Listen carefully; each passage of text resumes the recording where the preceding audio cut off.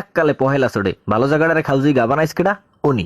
Ukraine Russia যুদ্ধ বাজছে, হ্যাঁ উনি বন্দুক বেচতে যায়। ইসরায়েল আর ফিলিস্তিন যুদ্ধ বাজছে, হ্যাঁ উনি নাক গলায়। ইরান আর ইসরায়েল যুদ্ধ বাজছে, হ্যাঁ যাইয়ে মিসাইলের ব্যবসা পাচ্ছে।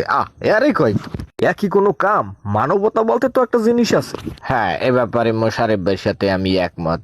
ওনার আসলে ইমান আমান বলতে কিছু নাই। ওনার এক পাও কয় ভরে গেছে। ওনার এখন তাবলিগে যাওয়া উচিত। ওনার মসজিদের বারিন্দায় পড়ে থাকা উচিত। এই জায়গায় উনি নানা প্রকার পুটকি চালাই করে বেড়াইতে আছে। উনি উন্নত রাষ্ট্রের একজন হেড কুলুপ। উনি থাকবে সবার মধ্যমণি। উনি এই জায়গায় করে বাল পাক নামি। ওনার চুল পাকছে বাতাসে, আমি শিওর। দিল ভাই যে কন হ্যাঁ কি ওর গায়ে লাগবে কেমন তারা? এটা তো গন্ডারের চামড়া। এটা তো ফেরাউনের জমজ ভাই। এটা তো শিওর আমরা সবাই এটা মিললে গেছে চেহারার সাথে। এটা কিছু করার নাই। এই যে সারা দেশে এই যে জ্বালানির একটা সংকট তৈরি করছে, এজন্য কেটা দায়ী? উনিই তো দায়ী। উনি এগুলো কি? না এ থামো। মোশারেফ কোন কথা কইছো? এখন আমার কথা কই দাও তুমি। আমার এই দোষটা দিতে পারো না।